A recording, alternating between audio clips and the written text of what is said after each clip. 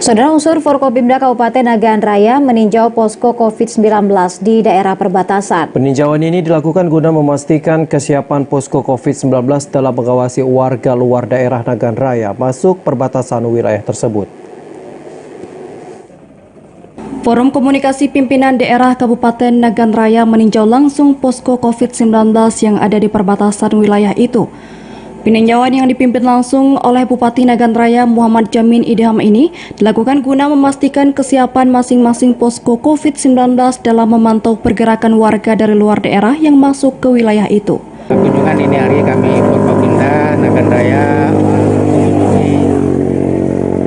ada 3 pos yang kita buat di perbatasan untuk mengetahui mendeteksi masuknya warga ataupun tamu yang dari luar daerah ke wilayah Nagan Raya.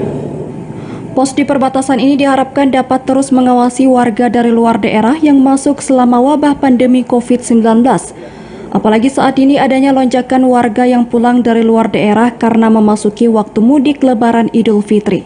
Dari Nagan Raya, Aziza Putra, TVRI melaporkan.